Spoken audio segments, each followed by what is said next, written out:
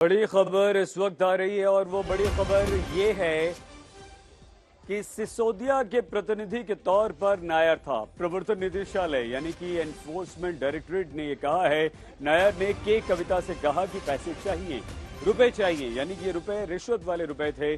और दिल्ली के मुख्यमंत्री अरविंद केजरीवाल का नाम भी ईडी ने लिया है। कहा है कि ये सब कुछ संजय सिंह और अरविंद केजरीवाल के कहने पर हुआ, उनकी सहमति से हुआ। दिनेश अरोड़ा के हवाले से संजय सिंह का नाम यहां पर प्रवर्तन निदेशालय ने लिया है और दिल्ली के मुख्यमंत्री अरविंद केजरीवाल का नाम भी यहां पर आ गया है। मतलब ये हुआ कि अब ये मामला और ज्यादा जो है फंसा हुआ नजर आ रहा है। आम आदमी पार्टी पूरी की पूरी और थी सीधे। संजय, आप ये बताइए कि दो नाम आ गए, मुख्यमंत्री केजरीवाल और राज्यसभा सांसद संजय सिंह। क्या इन तक भी जांच की आंच जाएगी संजय? जी हाँ, बिल्कुल लपटें तो जाएंगी। जब एक बार पलीता लगता है उसके बाद बहुत सारी चीजें उसकी जद में आती हैं। और इसमें ईडी ने ये भी कहा है, एक इम्पोर्टेंट जानकारी जिसमें ये कहा है कि विनय बाबू और विजय नायर, इन दोनों के बीच जो चैट चली थी, उस चैट से साबित हो रहा है कि दोनों आरएसटी के सपोर्ट से काम कर रहे थे। आरएसटी मतलब सीधा सीधा मनीष सिसोदिया, इनके सपोर्ट से काम कर रहे थे। और इनका ये भी कहना है कि जो चैट अलग अलग आरोपियों के बीच जो वार्तालाप हुआ है दूसरे सोशल मीडिया प्लेटफॉर्म्स के जरिए, उससे 14 सिम और मोबाइल फोन का पता चला है, जिसमें अभी तक सिर्फ 2 रिकवर हुए हैं, 12 की रिकवरी बाकी है। जिसमें यह देखना होगा कि वो सिम अलग अलग फोन हैंडसेट में थे या एक ही हैंडसेट में 2-2, 3-3 सिम काम कर रहे थे, वो सारा हमें देखना पड़ेगा। और उनका ये कहना है कि वो हमें ये भी पता चला है, उसकी डिटेल हम छानबीन तह तक गए हैं, जिसमें वो सिम जो ये सारे लोग इस्तेमाल कर रहे थे, इनके नाम से परचेज नहीं किए गए थे, वो किसी और का आधार कार्ड लगाया गया और उसके जरिए वो परचेज किए गए थे। अब उनको कई को नष्ट कर दिया गया है, जिसके बारे में हमें वो सारी चीजें कि फोन किनके नाम से परचेज किए गए थे, तो ये कह रहे हैं कि वो फ्लिपकार्ट और ऐसी ऑनलाइन जो टेली शॉपिंग्स हैं या ऑनलाइन शॉपिंग्स हैं, उनके जरिए वो किए गए थे। और कोई देवेंद्र शर्मा हैं, उनके नाम से भी ये सारी चीजें वहां पर फोन परचेज किए गए थे। तो इन सब की भी डिटेल जुटानी है कि आखिर देवेंद्र शर्मा और बाकी अन्य लोग कौन हैं, जिनके नाम पर क्या उनको पता था कि उनके नाम पर फोन लिए जा रहे हैं या सिम कार्ड लिए जा रहे हैं। वो एक लंबी फेहरिस्त है, एक लंबी प्रक्रिया है, जिसमें इनको आगे तक जांच करनी पड़ेगी और उस जांच से बहुत सारी चीजों का खुलासा होगा। संजय, थोड़ा सा हमें ये समझाइए कि ऐसा नहीं है कि शराब घोटाले की बात अभी सामने आई, काफी पहले से आ रही थी, कई लोगों से पूछताछ हुई। पहली चार्जशीट में मनीष सिसोदिया का नाम नहीं था, उसके बाद उनका नाम आया, उसके बाद गिरफ्तारी हुई और अब अगर दिल्ली के मुख्यमंत्री आम आदमी पार्टी के संयोजक अरविंद केजरीवाल का नाम आता है, तो क्या ईडी ने पुख्ता साक्ष्य सबूतों को इकट्ठा करने के बाद उनका नाम लिया है?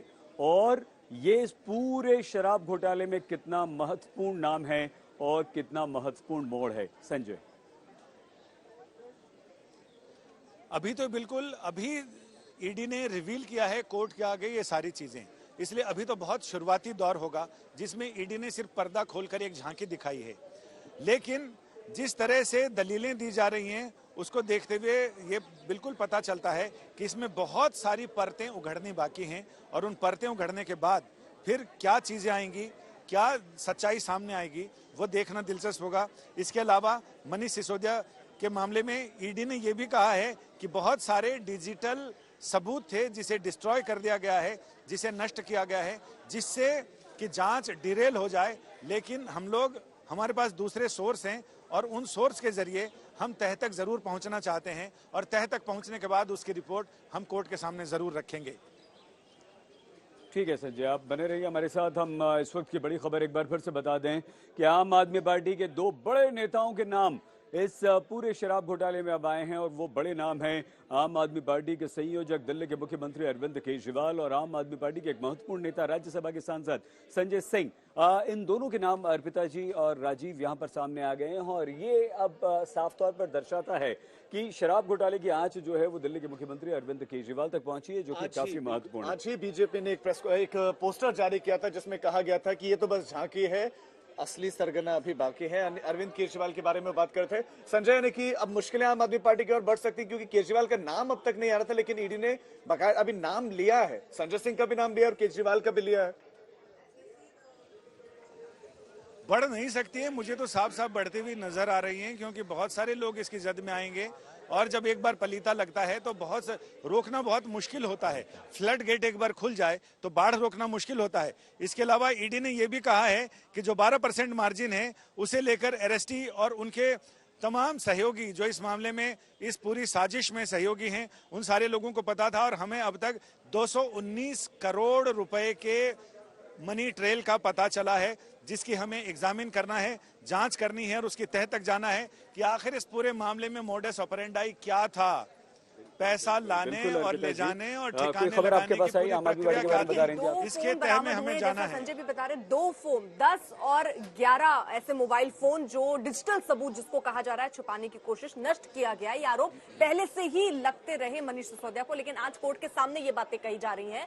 2 मोबाइल फोन अभी तक मिले हैं, लेकिन अभी और मोबाइल फोन किनके नाम पर लिए गए, कब लिए गए, क्या उससे कुछ हासिल होता है। लेकिन यहाँ पर एक चीज और मुझे लगता है सही चीज दिलचस्प है, राजीव, दिलचस्प है, क्योंकि के कविता जो आज धरने पर बैठी हैं, सांकेतिक तौर पर 16 दलों को इकट्ठा करके विरोध प्रदर्शन जता रही हैं, उनके लिए भी मुसीबत बढ़ रही है क्योंकि उनके व्हाट्सएप चैट का इसमें जिक्र है। कल उनसे हालांकि पूछताछ होनी है।